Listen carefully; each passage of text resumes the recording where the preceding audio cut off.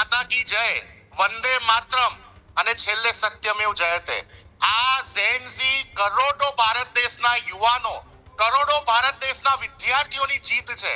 આ કરોડો એવા પેરેન્ટ્સની જીત છે કે જે લાખો રૂપિયા ખર્ચીને પેટે પાટા બાંધીને પોતાના વિદ્યાર્થીઓ માટે નીટ જેવી કોમ્પિટિટિવ એક્ઝામિનેશન માટે તૈયાર કરાવતા હોય છે અને એમના એક ઝટકે પેપર લીક થઈ જતા હોય છે.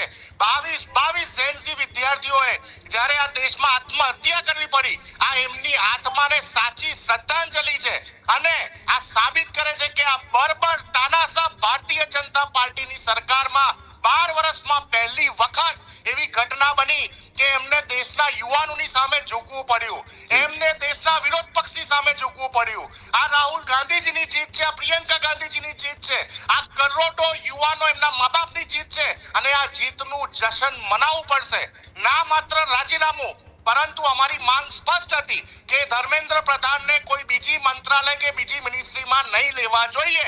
અને હજી તો જંગ જારી છે. હજુ સુધી તમે અમારી ચેનલને સબસ્ક્રાઇબ નથી કરી તો અત્યારે જ ન્યૂઝરૂમ ગુજરાતને સબસ્ક્રાઇબ કરો, ફેસબુક અને ઇન્સ્ટાગ્રામ પર ફોલો કરો.